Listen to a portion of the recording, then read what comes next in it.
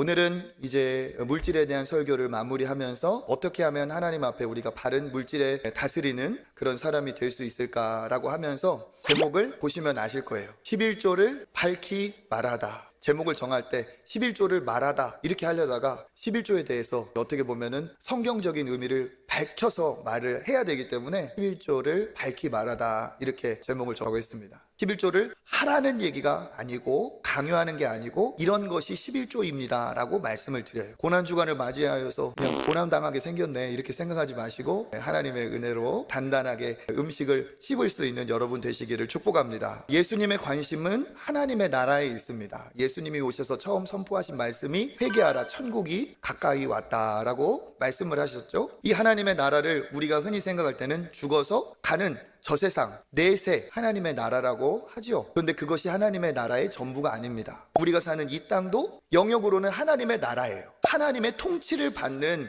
그 영역이 그곳뿐 아니라 오늘 우리의 자리에서도 이루어져야 한다는 거죠. 이 하나님의 통치가 이루어지기 위해서는 나부터 하나님의 통치를 받으며 시작합니다. 내가 하나님의 말씀을 듣고 말씀대로 순종할 때 나를 통해 하나님의 통치가 이루어지는 것이고, 나로 인해서 하나님의 통치가 이루어지기를 바라고 노력하는 것이 하나님이 기뻐하시는 믿음의 삶입니다. 11조 얘기, 물질 얘기하는데 왜 하나님의 통치 얘기를 하느냐? 물질이라는 것이 하나님의 통치를 방해하는 가장 강력한 하나님의 라이벌이기 때문에 그렇습니다. 나를 잡아 끌고 있는 이 부분에 대해서 깨닫고 그 부분이 하나님의 통치가 임해야 된다는 거예요. 그러니까 오늘 말씀은 단지 그냥 헌금 설교다 그렇게 볼 것이 아니라 하나님의 통치가 나를 통해서 내 물질, 내 삶의 전 영역에 펼쳐지도록 하는 개념에서 우리가 봐야 됩니다. 내 주관대로 소신대로 그게 아니고 나의 삶의 주인이신 하나님의 뜻대로, 이때 온전히 우리가 갖고 있는 시간과 물질도 그렇게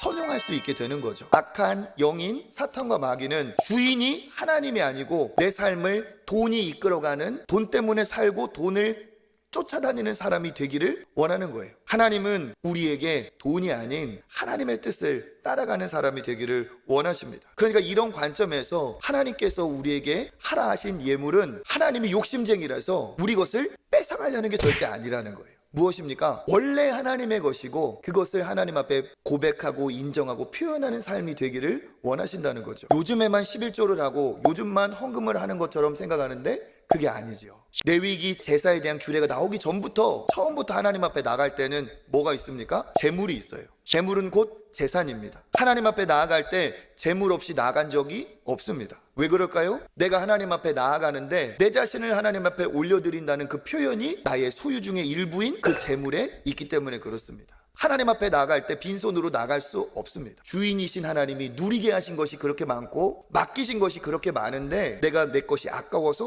혹은 내가 주인이어서 그렇게 갈 수 없다는 거죠. 그래서 하나님은 우리가 주인이 하나님이시고 공급자가 하나님이심을 기억하도록 안전장치를 해놓으셨어요. 이게 뭐죠? 10개 중에 하나, 그게 11조입니다.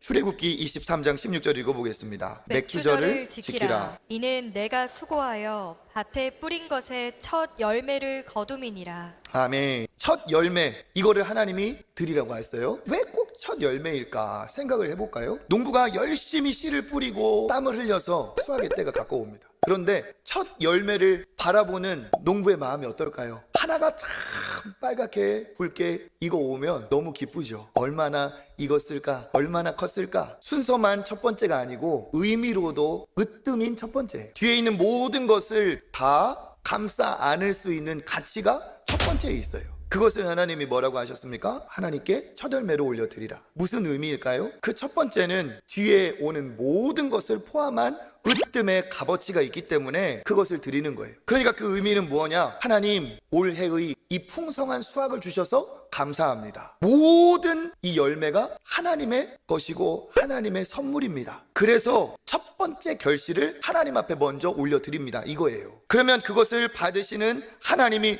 어떻게 하실까요? 뒤에 있는 모든 것을 받으신 것처럼 기뻐하시는 거예요. 왜? 그 하나에 그 뒤에 있는 모든 것이 포함되어 있기 때문에. 하나님은 그 하나를 받으시고 나머지 것은 이제 너희들이 가져라 하면서 하나님은 그 이후의 모든 것을 누리게 하시죠. 그러니까 예물 중에 첫 열매, 그리고 이스라엘 백성들 중에서도 한 개의 지파, 레위 지파, 하나님을 위해 전적으로 드려진 지파, 이렇게 하나는 하나님께서 왜 그렇게 드리라고 하셨어요? 하나님의 것입니다.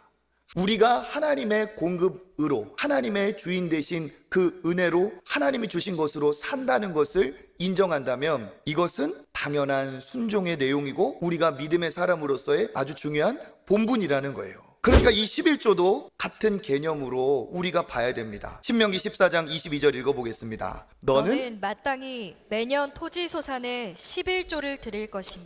아멘. 수입이 있는 매 해마다 하나님 앞에 10의 1조를 드리라고 했어요. 그건 뭡니까? 올해도 주님의 것입니다. 내년이 되면 또 올해 주신 것이 또 하나님의 은혜입니다. 그때 곡식만 있었던 게 아니라 재산 중에 가축도 있었죠. 가축은 어떻게 할까요? 레위기 27장 32절 읽어보겠습니다. 모든 소나 양의 11조는 목자의 지팡이 아래로 통과하는 것에 10번째 것마다 여호와의 성물이 되리라. 아멘. 소나 양은 이렇게 했다는 거예요. 막대기를 딱 두고 이제 지나가게 합니다. 그 막대기 밑으로 이제 소나 양이 지나가겠죠. 그러면 세는 거예요. 하나, 둘, 셋, 넷, 일곱, 여덟, 아홉, 열 해가지고 이걸 잡아서 한쪽으로 놓는 거예요. 이렇게 해서 10번째 것은 어때요? 하나님께 예물로 드리는 가축이 되는 거예요. 그러니까 곡식만 있는 게 아니고 소유의 모든 영역이 10의 1조를 구별하라고 한 거예요. 또 한 가지 우리가 읽진 않았지만 이 가축의 11조 다음에 뭐까지 하나님이 세세하게 기록을 하셨냐면 그 다음 절에는 이런 얘기가 있어요. 1, 2, 3, 4, 10 할 때 하필 제일 좋은 놈이 지나갈 때가 있잖아요. 그죠? 그러면 우리 마음이 어떤 생각이 들까요? 야, 똑같은 건데 이거 순서 바꿔치기 해야겠다.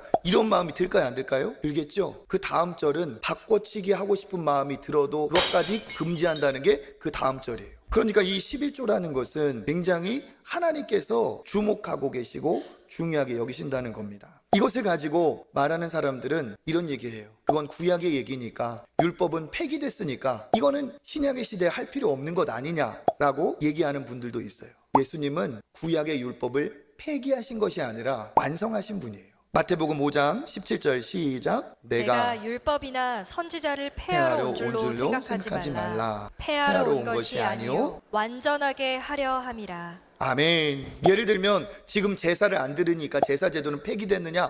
아니에요. 그때는 제물도 있어야 되고 제사장도 있어야 되겠죠. 그런데 예수 그리스도께서 십자가에서 죽으심으로 이제 예수 그리스도를 통하여 우리가 주님 앞에 직접 나갈 수가 있습니다. 그때는 제사장이 필요했지만 예수 그리스도로 인해서 이제는 우리가 제사장처럼 나아갈 수 있게 되었어요. 그때는 양을 가져오고 소를 가져왔지만 지금은 어때요? 가져오지 않아도 돼요. 예수님이 십자가에서 완전한 우리의 희생 제사가 되셔서 이제는 다시 누구를 죽일 필요가 없게 돼버렸어요. 내 소유의 일부를 갖고 오는 게 아니라 그거를 포함한 내 자신을 하나님 앞에 올려드리는 온전한 제사, 예배로 완전해졌다는 거예요. 저는 11조가 폐기됐다고 생각합니다. 이러한 얘기를 하시는 분들은 성경을, 예수님을 한 부분만 보고 혹은 근거 없이 자기의 생각을 얘기하시는 거예요. 분위기가 사실 여기 좀 쉽지 않죠? 이 정도 들으시고 시험에 들지 않으셨다면 신앙의 중급 이상 된다고 봅니다. 힘들면 눈 감고 괜찮습니다. 다음 주에 뵙기를 원합니다. 예수님이 11조에 대해서 사사건건 하시지 않은 이유는 두 가지예요. 첫 번째는 시대적인 배경입니다. 유대 사회는 11조를 마땅히 해야 되는 시대였어요. 안 하면 이방인입니다. 그러니까 강조하실 필요가 없었고, 두 번째 예수님 개인적인 이유는 뭡니까? 예수님은 10분의 1 수준의 헌신이 아니라 그가 누구십니까? 하나님께 100% 순종하여 오신 분이고 우리를 위해 남김없이 100%를 주신 예수님은 우리가 하나님을 그렇게 사랑하고 예수님을 그렇게 사랑하기를 원하시는 거예요. 쉬운 게 아니죠. 하지만 예수님이 우리에게 제시하신 기준과 목표는 그거라는 거예요. 이 수준은 11조를 하고 말고의 문제를 훨씬 뛰어넘은 율법의 완성이라고 하는 사랑의 단계예요. 사랑의 단계. 그러니까 이 11조의 문제는 아까 말씀드렸던 것처럼 내가 받은 것에 얼마를 드리냐 안 드리냐가 아니라 정말 그렇게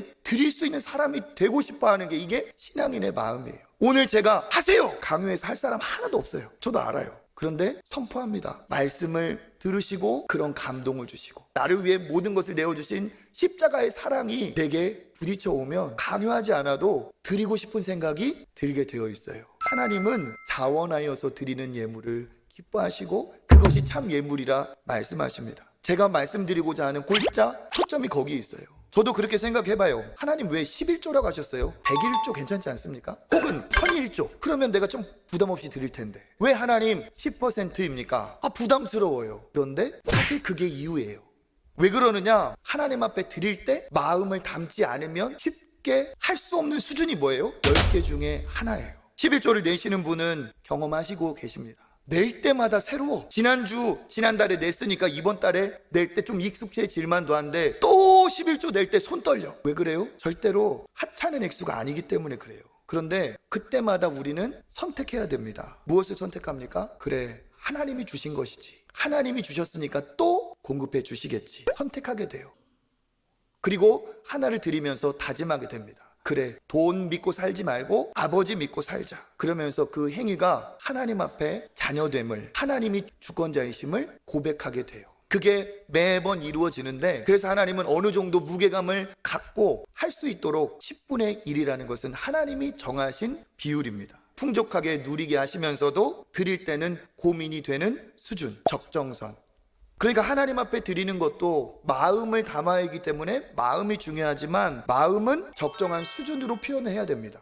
그게 하나님이 10개 중에 하나는 너희들이 표현해라 이겁니다. 이렇게 10분의 1을 하나님 앞에 드릴 때 그럼 우리에게는 어떠한 은혜가 있는가? 내게 주신 달란트, 내게 주신 학벌, 지식, 내 인맥 이런 것을 통해서 하나님이 기뻐하시는 일을 하고 싶다는 생각이 언제 드느냐? 물질의 11조를 드릴 때부터 시작을 해요. 또 11조를 할 때 어떤 은혜가 있느냐? 내 안에 있는 물질의 매임, 집착, 탐심, 이기심 이런 모든 욕망에서 자유가 옵니다. 또 놀라운 은혜가 있어요. 하나를 드리면 모자랄 것 같아요. 그래서 참 계산이 안 나올 때도 있어요. 그런데 먼저 하나님 앞에 드리면 하나님께서 진짜 기가 막히게 채우시고 도우시는 은혜를, 하나님의 공급하심을 느낀단 말이죠. 여러분, 그래서 어쩌라는 거냐? 저한테 물으신다면 본인의 신앙에 따라서 하나님 앞에서 본인의 은혜대로 하시면 됩니다. 억지로 하지 마세요. 은혜대로. 강요 절대로 아닙니다. 그러니까 어떻게 하라고요? 한 번 더 물어보신다면 각기 하나님이 주시는 수입의 통로는 다를지라도, 그렇다고 할지라도 모든 것이 주님께로부터 온 것을 고백한다면 자유하시기를 바랍니다. 강조는 내쉬는 데 있어요.